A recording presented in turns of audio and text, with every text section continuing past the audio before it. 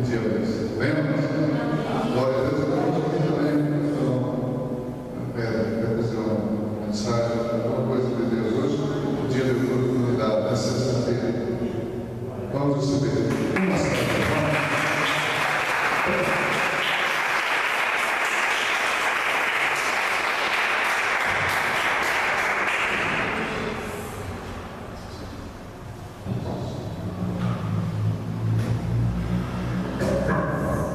Graças a Deus. Boa noite, irmãos. Paz seja conosco. Amém. Levante a sua mão e diga comigo: Senhor Jesus, eu creio que o Senhor está aqui e por isso eu te glorifico. Então, na glória, igreja, louvado seja o nome do Senhor nosso Deus. Graças a Deus. Se coloque de pé, irmãos.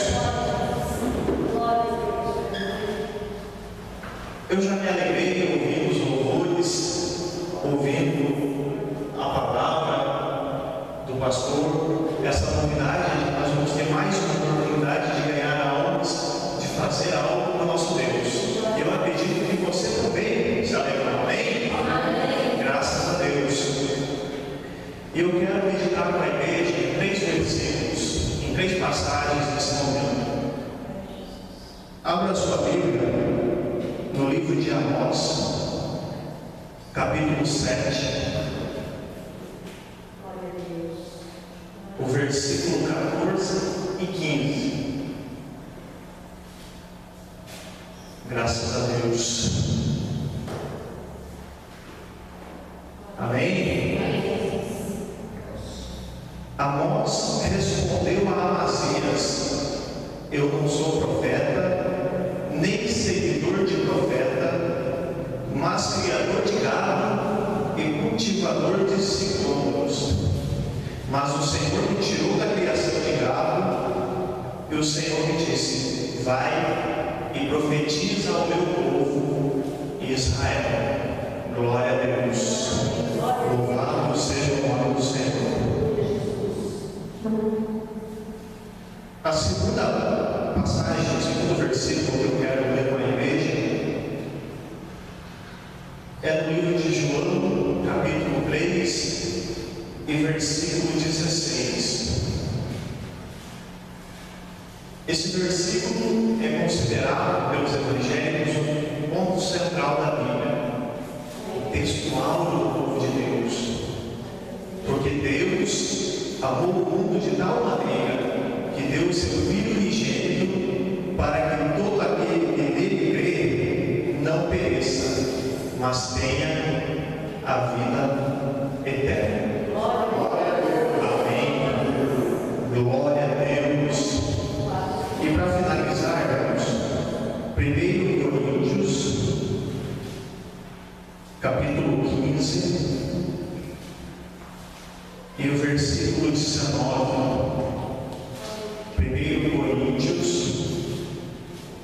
capítulo 15, e o versículo 19. Se a nossa esperança em Cristo é apenas para esta vida, somos os mais dignos de compaixão entre todos os homens. Se a nossa esperança em Cristo é apenas para esta vida, somos os mais dignos de compaixão entre todos os homens. Amém? Amém. Pode se assentar, irmão, glorificando o nome do Senhor Jesus.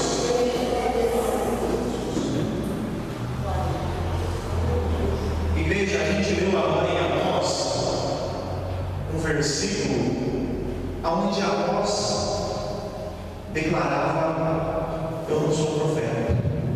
E assim como Amós, eu já fiz isso aqui, quero fazer hoje de novo. Estou declarando para a igreja: eu não sou pregador, mas sou simples funcionário. Mas o Senhor, meu Deus, me trouxe aqui é porque Ele quer me chamar, é porque Ele quer falar com você, quer falar com os irmãos através da minha vida.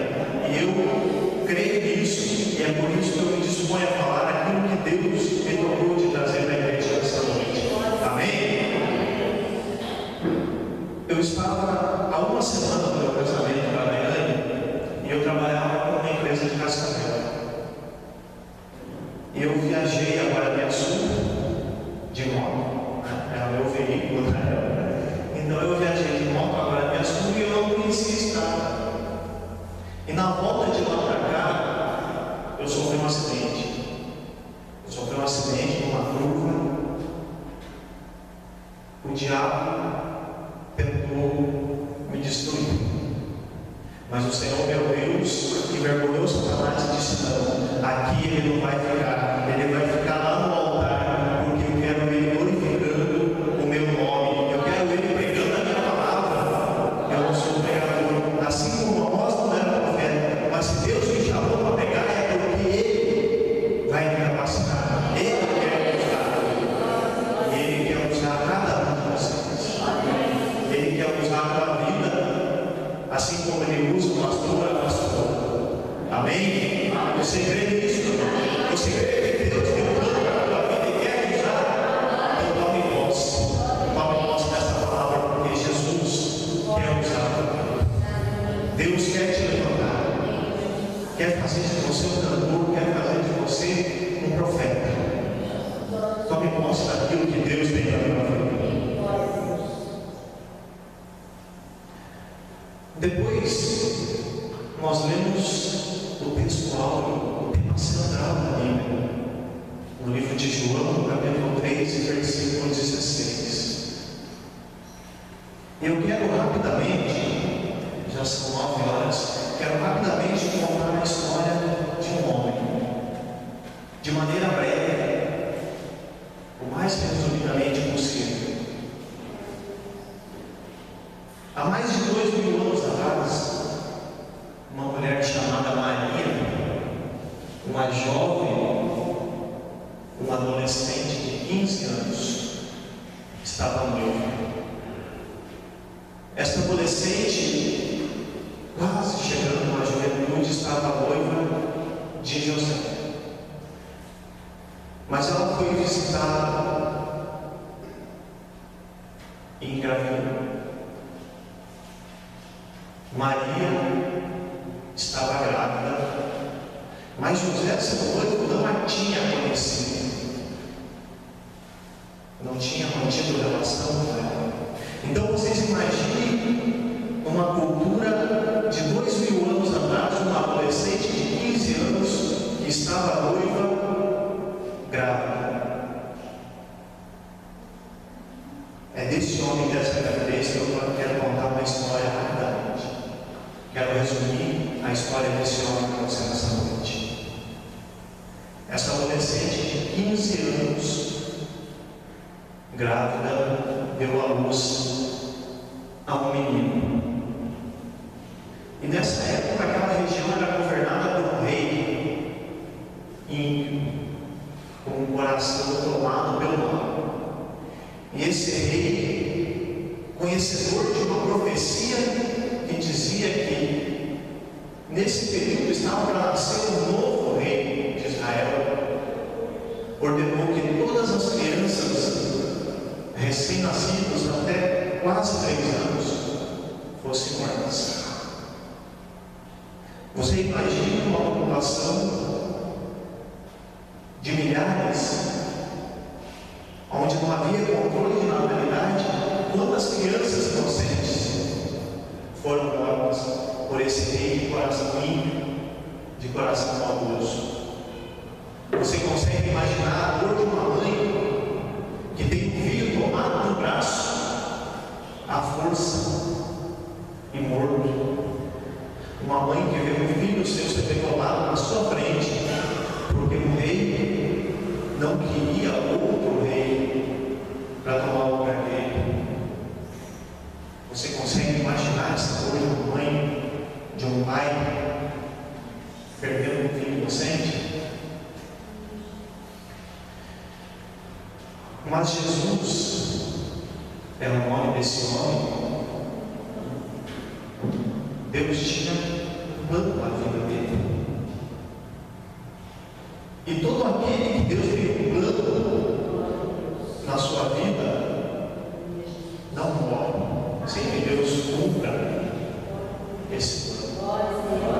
Assim como foi comigo naquele acidente de moto que Satanás tentou ceifar minha vida uma semana antes do meu casamento, é com você. Deus tem plano na tua vida. Eu quero te dizer nessa noite: você não vai morrer sem Deus cumprir os planos que Ele tem na tua vida. Você não vai perecer, o Senhor não vai permitir que você pereça, que os teus sonhos sejam destruídos por Satanás, porque Ele tem plano na tua vida. E Ele precisa unicamente que você deixe que Ele seja o Senhor da tua vida, que Ele guie a tua vida por esses planos que Ele traçou para ti. Glória a Deus. Glória a Deus. Graças a Deus. Mas esse menino, protegido por Deus, foi levado e cresceu em outra cidade, aprendendo o ofício, a profissão do seu pai José, que era carpinteiro. E a Bíblia não relata, mas eu creio que nesse período ele se tornou um excelente carpinteiro. Porque um filho amoroso que se dedica, ele faz o melhor. Ele dá o melhor de si naquilo que faz. E sabe-se lá quantos móveis bonitos esse jovem deixou naquela época. Depois de passado essa fase da adolescência, de juventude, ele chega na vida adulta. E quando ele chega na vida adulta, ele é despertado por Deus para essa missão que ele tem para realizar. Esse plano que Deus tinha para a vida dele. Então, quando ele encontra João Batista, ele desce as águas.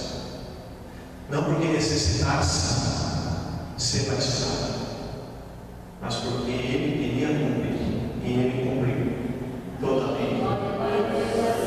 Deu exemplo para mim e deu exemplo para você, de que é possível cumprir aquilo que Deus nos determinou na sua palavra. É possível sim, nós como homens, vivendo num corpo carnal corruptível, cumprimos a lei. Amém? Glorifique a Deus.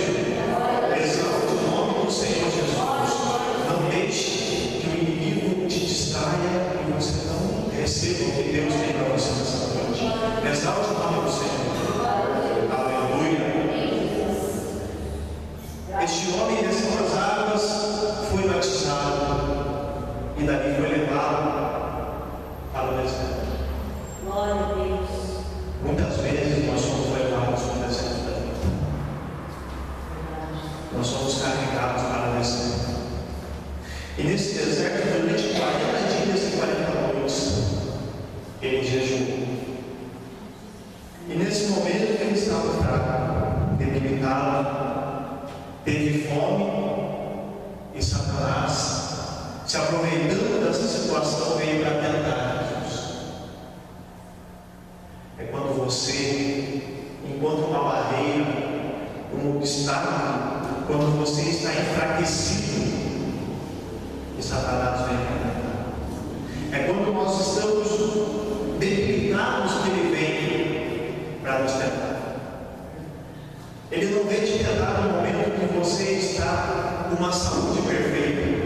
Ele não vem te tentar no momento que você está com um bom salário, vivendo uma vida de tranquilidade, de paz.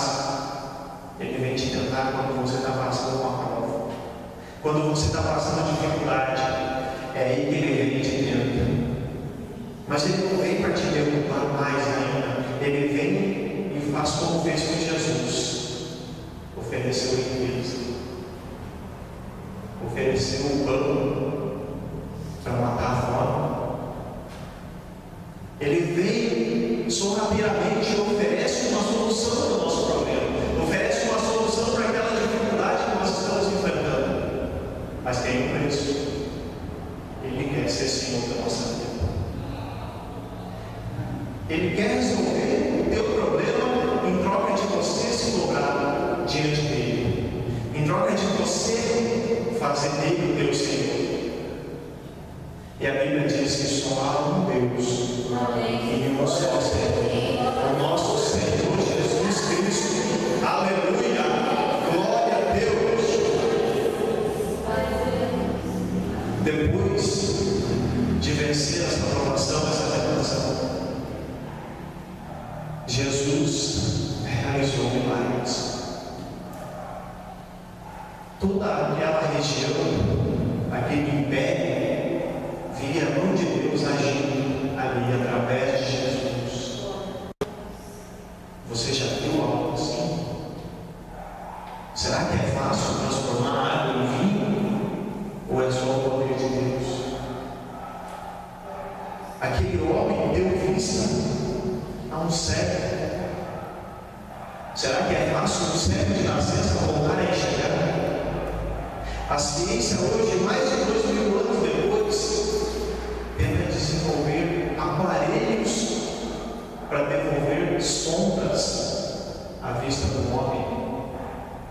E aquele homem simples e humilde, 2000 anos atrás, devolveu a vista aos céus. Era Deus agindo, era o poder de Deus manifestado. Aquele homem ressuscitou Lázaro. E mesmo assim, quando foi a julgamento, aquele povo que se fosse hoje, seríamos eu e você,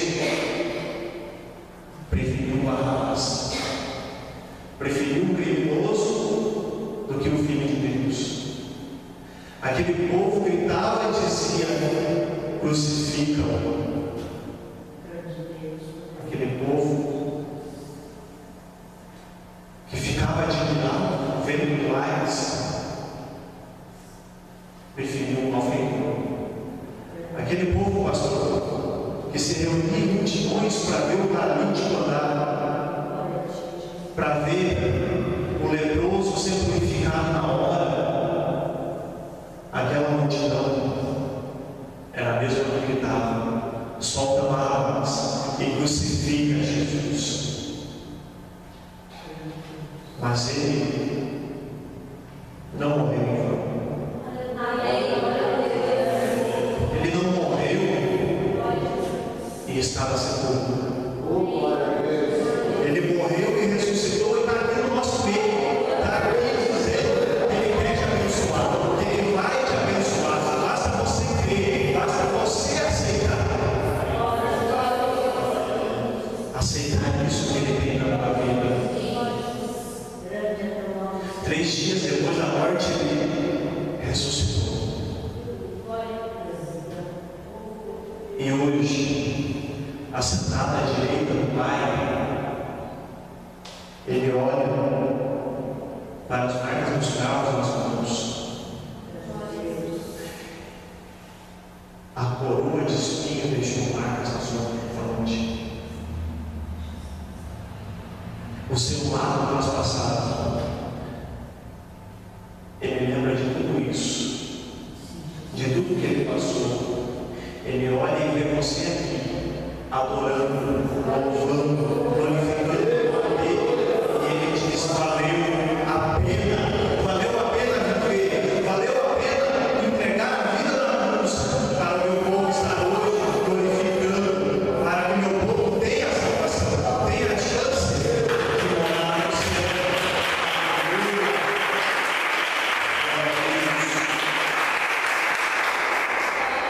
Ele olha para o perdido lá fora, para as almas que estão perdidas. E eu acredito que, chorando com lágrimas nos olhos, ele fala: valeu a pena, porque ainda há tempo, ainda há uma chance, ainda existe uma porta aberta, ainda há uma saída. Ele olha para aquele pequenino viciado que vive nas drogas, porta aberta. E essa porta foi aberta com o sangue dele. Quando aquela multidão que gritava crucifica ouviu aquele sangue jorrar, nesse mesmo momento uma porta se abriu. E essa porta ainda hoje está aberta. E ele diz para mim e diz para você: ainda existe uma saída. Ainda dá tempo de você pregar. Ainda dá tempo de você ganhar almas. Ainda dá tempo de você ir em busca do perdido. Ainda dá tempo de que eu vá em busca do perdido. A porta ainda está aberta. Vamos trabalhar na mente. Vamos fazer o nosso melhor e trazer almas para o reino de Deus. Eu creio em um novo tempo, irmãos. Eu creio que Deus está preparando um grande avivamento. Eu creio que essa igreja vai ser pequena para que o dia de almas que vamos estar adorando o nosso Deus, cultuando, exaltando, glorificando o nome do Senhor Jesus. E é quem merece toda a honra, é quem merece toda a glória. Aleluia! Ainda há tempo, ainda dá tempo. O mundo hoje, para finalizar, o nosso último versículo que nós lemos agora: se a nossa esperança em Cristo é apenas para essa vida, somos os mais dignos de compaixão dentre os homens. Irmãos, o que a gente vê nas igrejas hoje é o evangelho do comodismo. Você que está desempregado e quer um emprego, venha. Você que é um simples funcionário e quer ser patrão, venha. Você que está solteiro e quer casar, venha. Você que ganha salário mínimo e quer ganhar fortuna, venha. O mundo hoje, as igrejas hoje, em sua grande maioria, pregam isso. Mas eu não ouço as igrejas pregando: você que é perdido e precisa de salvação, venha. Eu não ouço nos programas de televisão os pastores pregarem: você que não conhece Jesus Cristo, que não sabe o que é a salvação, venha. Eles estão preocupados apenas com o material, como se isso fosse a nossa única esperança em Cristo. Mas a palavra nos diz que se a nossa esperança em Cristo é apenas nessa vida, nós somos os mais miseráveis dos homens. A nossa esperança não pode ser apenas na cura. Jesus cura sim. Jesus pode enriquecer, quer, pode sim. Jesus quer te dar um casamento, quer. Ele não criou o homem para viver sozinho. Jesus quer que você prospere em todas as áreas da tua vida, quer. Mas acima de tudo, Ele quer você salvo. Ele quer você morando lá, do lado dele, na glória, para toda a eternidade. Lendo igreja, ainda há tempo. Vamos em busca dos perdidos, vamos em busca dessas almas que estão perecendo. Não oferecendo fortunas, não oferecendo apenas milagres, mas oferecendo Jesus Cristo. Oferecendo Jesus Cristo, oferecendo o nosso Deus, o nosso Senhor Jesus Cristo. Amém? Glória a Deus, glória a Jesus. Com a permissão do pastor, eu convido você para se colocar de pé e vir aqui na frente para nós orarmos.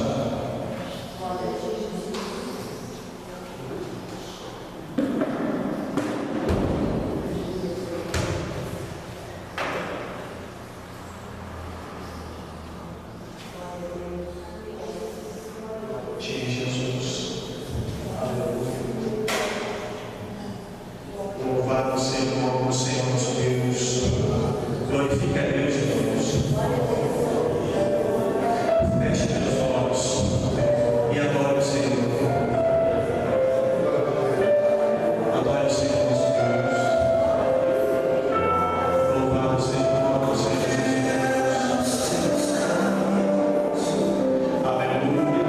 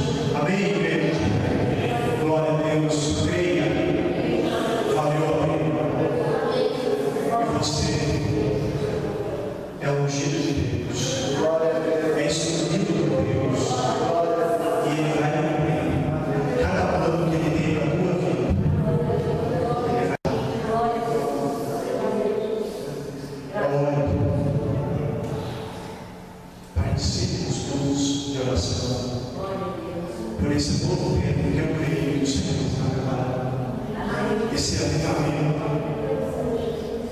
esse despertar que o Senhor nosso Deus dará à sua igreja. Eu creio, não apenas a nossa igreja, irmãos, todas as igrejas que buscam o Deus vivo, eu creio, estarão cheias de almas, cheias de vida servindo aos pés do nosso Deus. Um novo tempo está surgindo de santificação. Deus levantará adoradores. Deus já está levantando adoradores.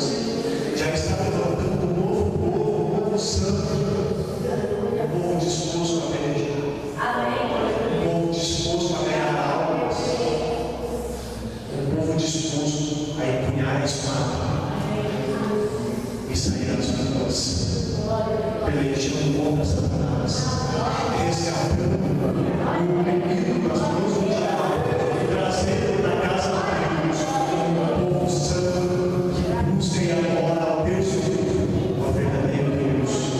Se você